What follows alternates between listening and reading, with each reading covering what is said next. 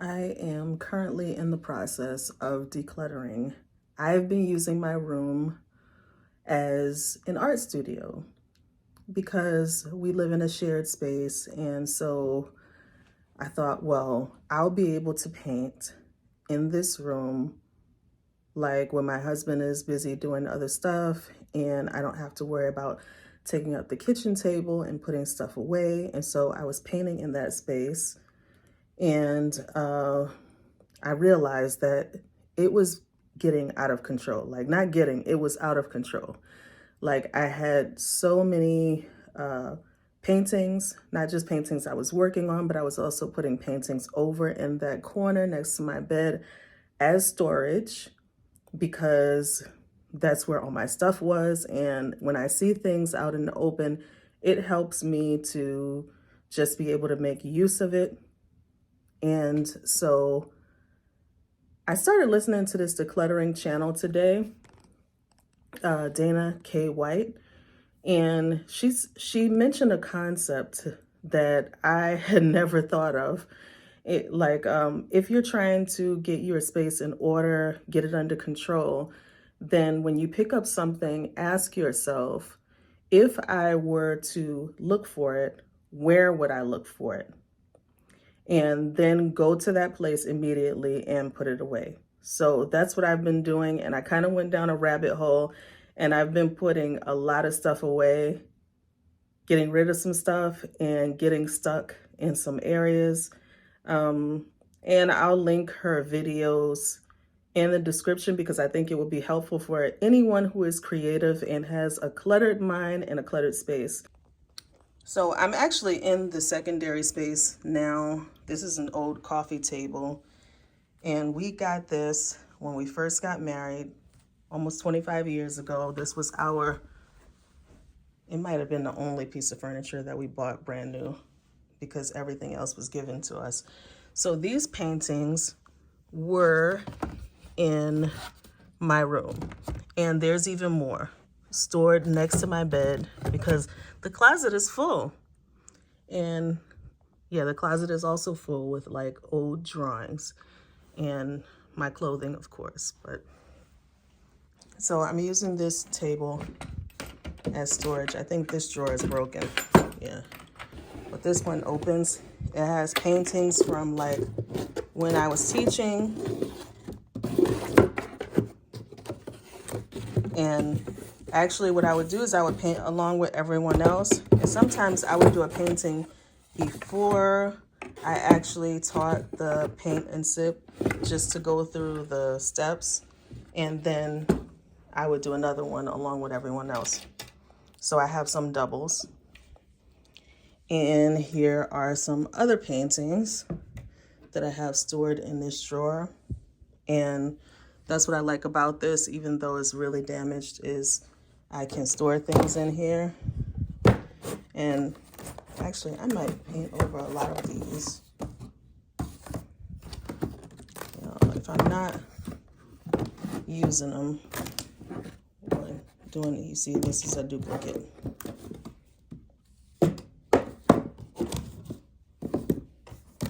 So yeah. So I think this one is good. And also on top, I can kind of just lean some paintings against the wall. There was a cabinet up here that is being used for some other things, but it's basically empty. So I took some more paintings and put them in here, and they're not heavy, so there's not a worry that they will be damaged. And most of these are, I guess all of them are paintings that I need to like just finish and either put them up for sale or give them away. Some are gifts. Now we are going to paint because we need to paint for mental health and also to make sure that we continue to train our hand and train our eye. And I have another video where I was talking about painting every day, but now the way my life is, I'm just trying to find time when I can paint. And when everyone leaves the home and I have my time that I kind of try to catch up on things. This is also when I try to paint, although the last time I didn't. So really the last time that I truly painted was the last video that I uploaded a few weeks ago. So I'm making a little bit of time to paint, and my goal right now is to do portraits. I want to get better at doing portraits. So that's where my focus is. This book that I have here is a Van Gogh book, which actually is really good. It has his artwork in it and the story of his life. And this painting is one I want to do a master copy of, but the canvas that I have is much smaller than this 29 by 23 inches that he used. So I'm actually, and also I'm using acrylic, but you know, that's okay. I am going to use this 11 by 14, and let me zoom out. Yeah, this is an old canvas. I painted some stuff on it and it looks like the acrylic dried, and then I painted over it again. I don't mind this kind of texture, and I encourage you guys to use your canvas over and over again. Like if it's oil, scrape it. If it's acrylic, gesso it and paint over it. It's okay. Like it's just for practice, and sometimes you wind up making something that you really like and it's still okay. Like the texture is really nice. I like it. Doesn't matter to me. So that's what I'm gonna do. And I got my Silhouette palette ready, and I'm putting new. I already put water and squeezed that out.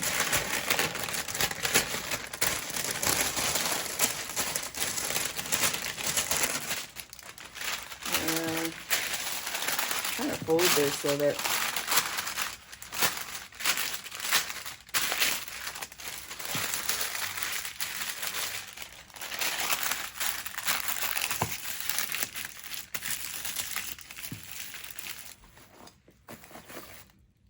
I'm always going to use the same colors anyway.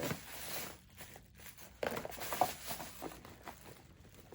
primary colors and white. All right, we just have to work with what we have for now because we want to get painting. We don't want to spend all of our time trying to look for things. And so the first thing I'm going to try to do is duplicate this background.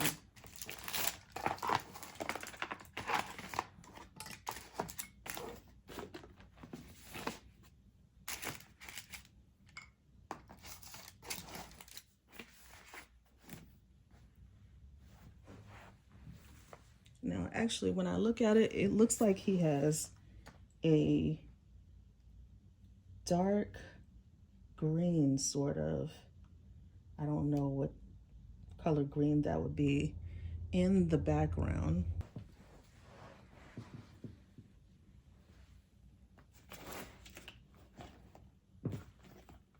So first, I'm going to make that green.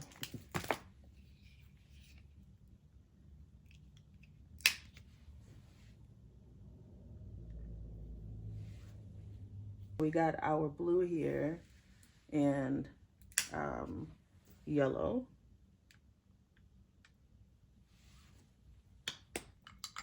It's just, this is the brush that I would normally use, which is probably why I didn't clean it. That's very frustrating. Okay. I have this filbert here, and I will use that. So you can also use a palette knife. I don't know what my palette knife is. I'm still trying to locate things.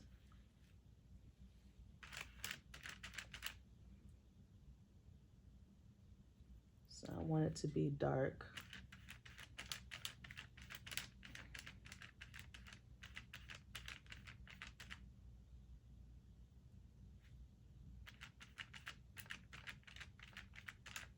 Okay. think that's good. We didn't need much. Okay, so now we're just gonna cover it. Okay, we got our green color. Now we're going to immediately go back through with this yellow. So we got the medium yellow. It has a little bit of green in it. It's okay, just a tiny bit of green down there. So we got a medium yellow and yellow ochre.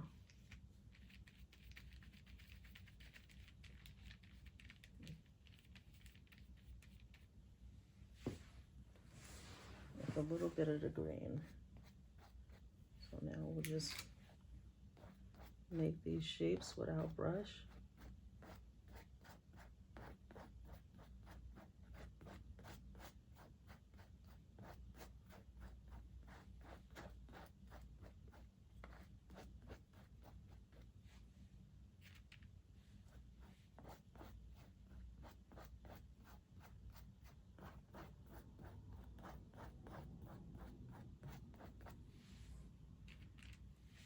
Okay, I also want to say that even though I'm copying the painting, I don't do well with copying things exactly.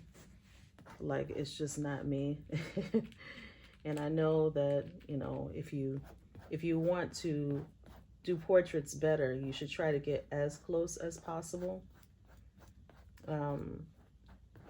But I have fun just kind of interpreting things. So I'm giving myself a little bit of leeway. This background is not going to be exactly.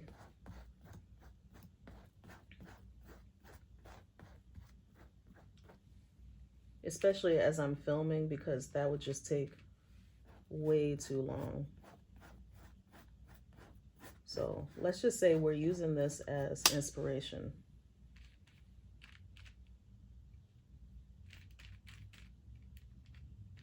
Okay, now I'm including even more green.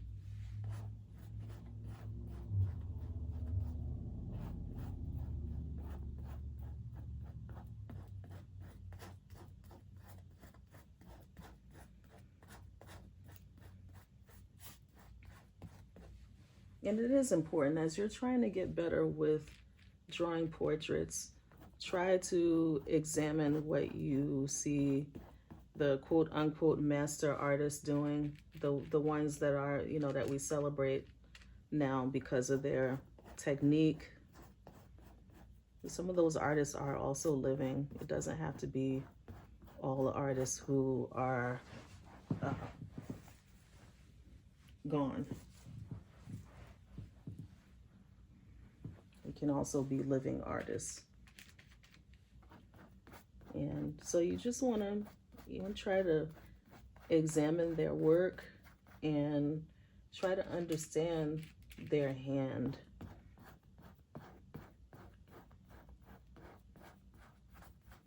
Their brush strokes.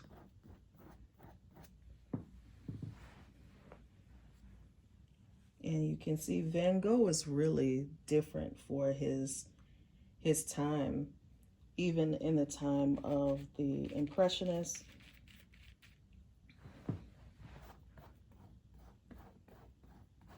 Because of his brush strokes, they were very obvious, and not just very obvious, but also intense.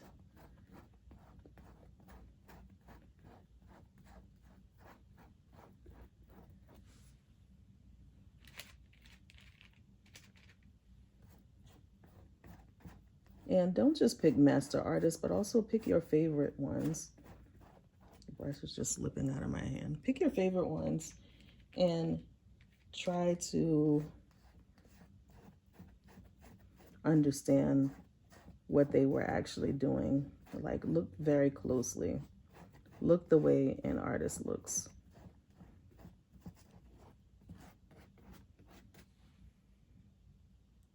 Okay, now I'm finished with this, and I see that it's not as light as the reference. It's a little bit dark. The hue is dark.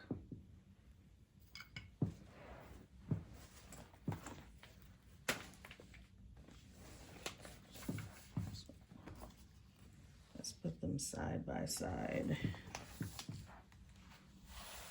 Ooh. Okay, that's close, very close. I mean, to my eye, I can see it's close because right there where that yellow and green meets. So I need a lot more yellow and less green showing through.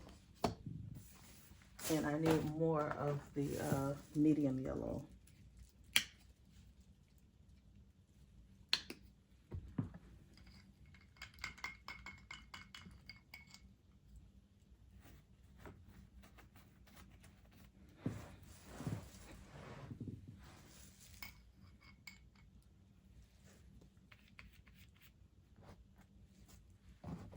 So I just dipped, I let a little bit of water stay on my brush because I want to spread this paint out. I don't want it to be super thick.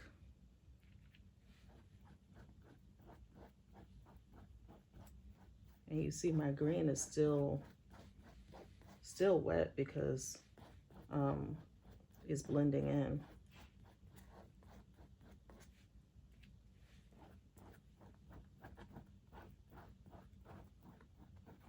And I can just imagine what oils that this would really blend beautifully because the prior layer would still be wet. And I think that's what's special about Van Gogh is these colors that he achieved, just the vibrancy of the colors, even in the paintings where it looks like maybe he allowed the colors to get muddy. It's still very stark, his style of laying down the paint. Oh, I'm liking this a lot better. It's looking a lot closer.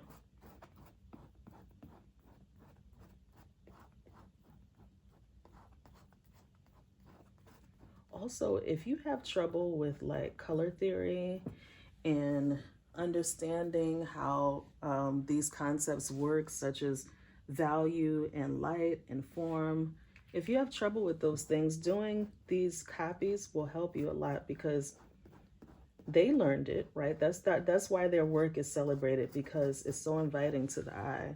So they learned it, and you can learn it through examining their work and doing your best to make a copy.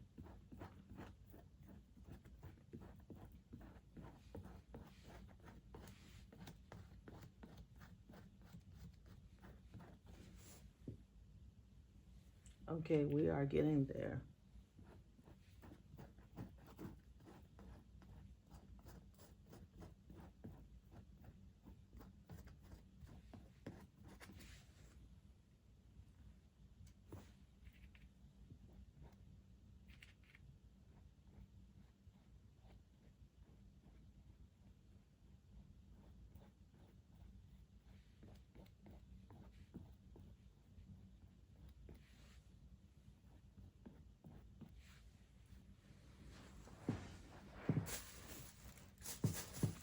All right, now let's take a look.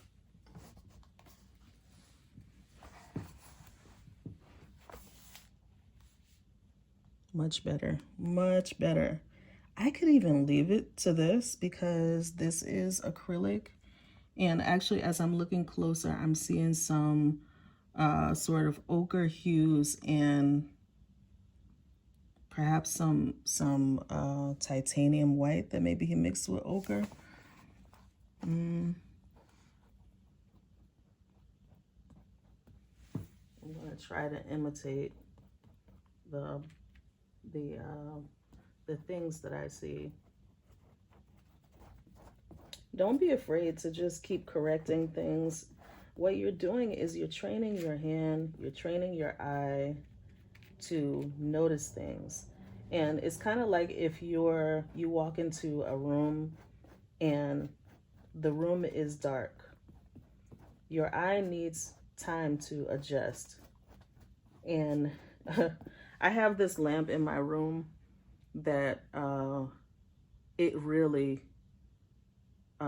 is dim. And so when I walk into the room, it almost feels like it's dark. After being in the room for a few minutes, my eyes start to adjust, and I can sit in that same room and write. As opposed to when I first come into the room, I can barely see. So your eyes need time to adjust, and it's the same thing with painting. When you paint, you need to be able to see details, but not the way that you normally would observe details. You're looking for shapes, like the largest shapes, the smallest shapes. As I'm looking at the background of this Van Gogh painting, I'm seeing little shapes, and if I were to spend a lot more time on this, I would be able to get pretty close to the background, if that is what I was trying to achieve. But even in not trying to achieve that, we got pretty close just by observing.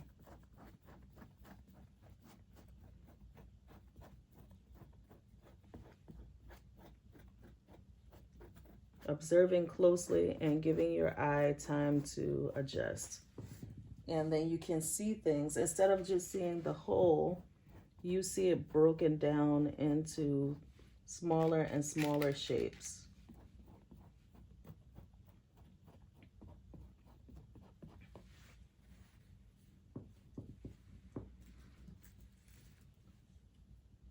Okay, I'm gonna leave this now to dry, and it shouldn't take long.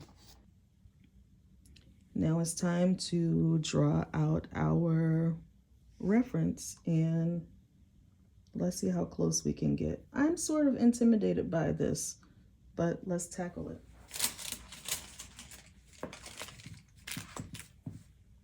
So I'm just gonna use that same green that we used before. I really looked closely, and I could not tell if there was a drawing with a darker color, or if he used this lighter color since his background had some dark in it. But I'm going to use this darker color to draw it in.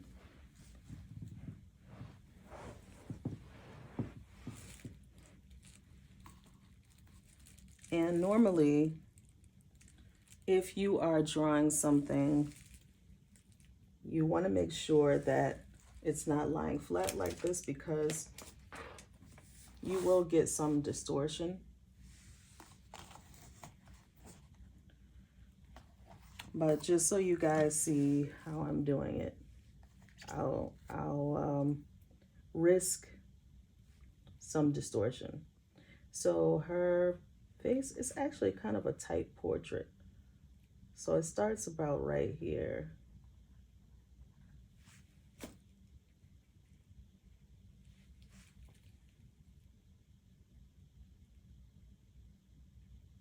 Let's say this is where her face is.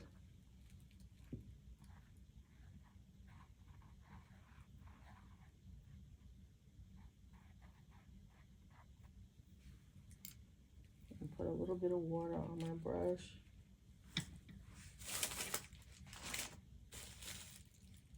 Okay.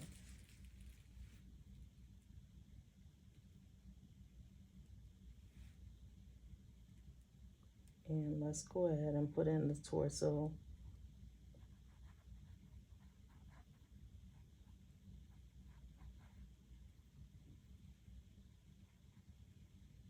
And the neck.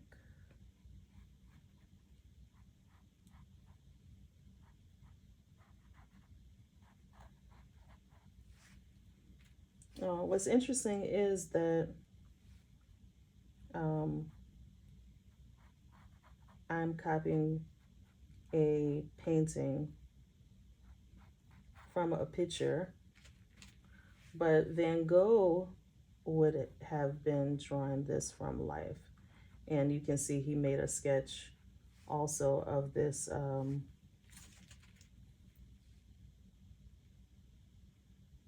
young woman.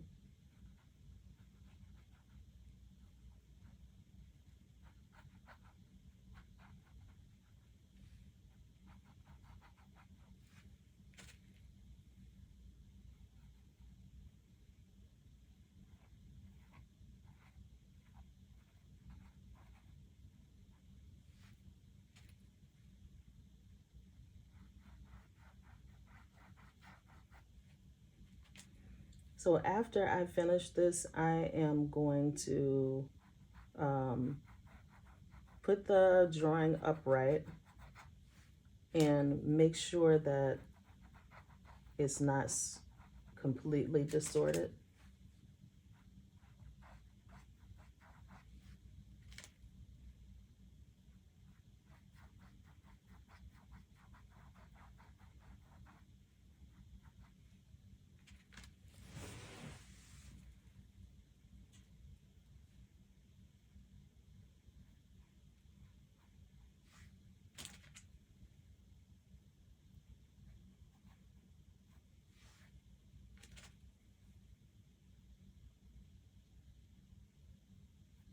Okay, I'm just looking at the shapes and just trying to draw the shapes. And as I'm doing this, I'm realizing, okay, you know, we don't have to be so intimidated by this. This is not bad.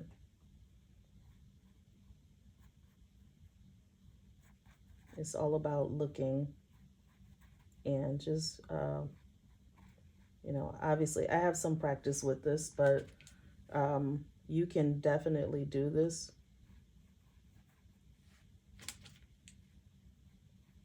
Maybe start off with a sketch.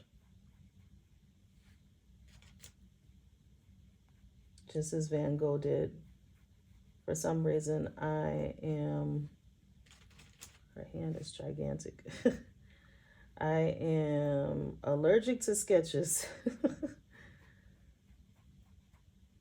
I don't always like sketching, but it's good to do so because you can solve some problems before you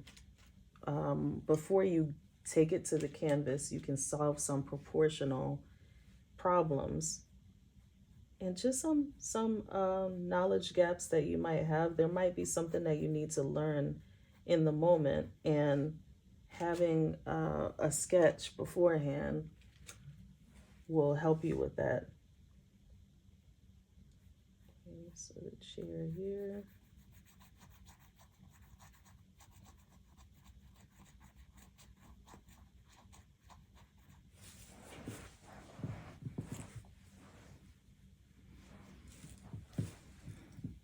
I'm just continuing to wet my brush.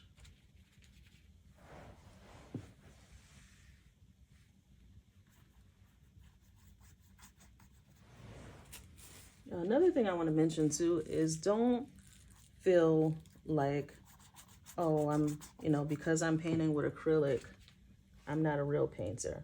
I have my reasons for painting with acrylic. Well, number one is I like painting with acrylic because of the immediacy of this medium. You know, it forces me to work quickly because obviously it dries quickly. I also like the texture, although backtracking, you don't have to have acrylic that dries so super fast, but you can use a slowing medium. They sell those in art supply stores, and you can get one to mix with your acrylic so your acrylic doesn't dry as fast. I actually kind of like when it dries fast because it encourages me to work quickly, and I like that. Also, yeah, acrylic gives a texture. that oil does not have. You know, if you try to layer oil the way that you layer acrylic, it would take a bazillion years to dry and it would not have the same effect. So that's what I like about acrylics versus oils.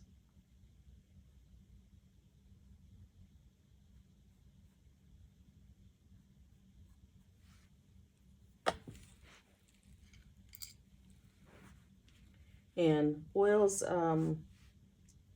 I have tried to use them. I have done some oil paintings, like abstracts, and when I first started using it, I was like, okay, this is what everyone is talking about with the oils. That, you know, why they love oil painting so much. There's just certain things that are very hard to achieve with acrylic that you can do with oil. Just that nice sort of glassy look that oils have when you're painting skin or you know, anything that's supposed to like have this luminescence to it. I don't know what I'm doing with these buttons, but I will fix them when I actually start putting in my permanent colors.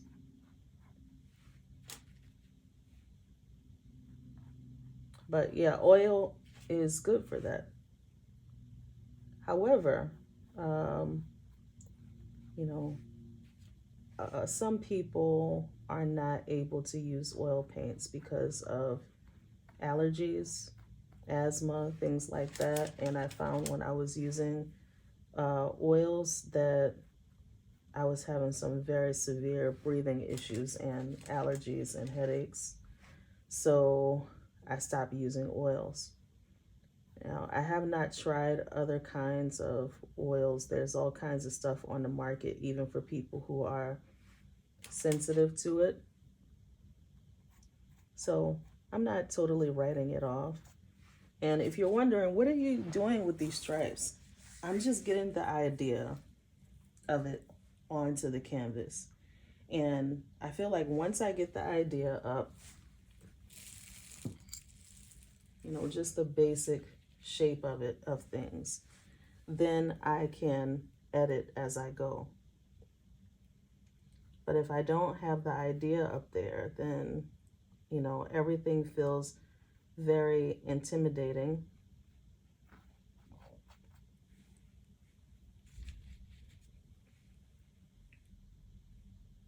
And I'm just like, I'll never finish this. So let's get her here.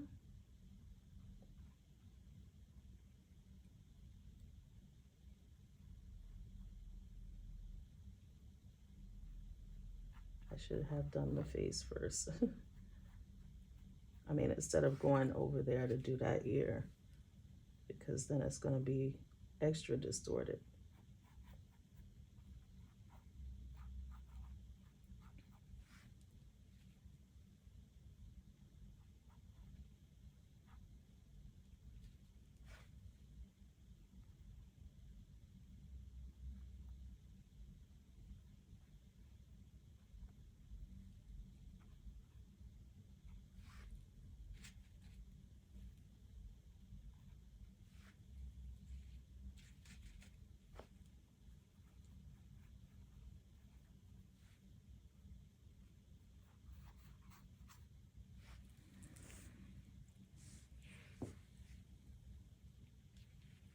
I'm really concentrating now, and that's why I stopped talking.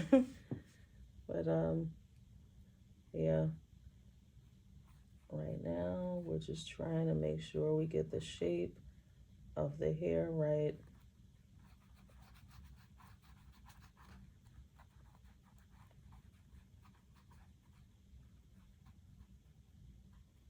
Not putting any details in, just shapes.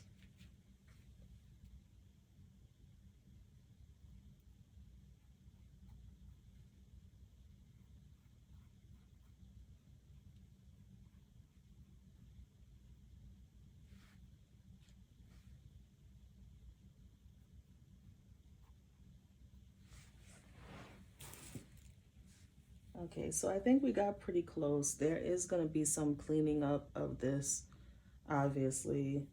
But I'm pretty proud of what I was able to achieve. I did not think that I would be able to get this close to the actual shapes in the drawing, um, especially with the canvas laying down like this. This is where we are now. I filmed painting this entire thing, and then I looked and my phone was out of storage, and I guess it just got rid of it. It's just not in there. So, yeah, that's a bummer. But we can move on from things and we can heal, right? So, I have some work to do on this, but I'm satisfied overall with the shape of things and how it's coming out. And I'm going to work on it, and then I will let you guys see later on how it turns out. I don't think I have any more time to really dedicate to painting today. So this is going to have to be another day of painting because we're preparing for an ice storm. So I have to get some things together for that. And yeah, I just want to encourage you guys to paint when you can, and you don't have to finish the project. You can just start. Try to do master copies because you can learn so much from it. I feel like I've learned so much from this.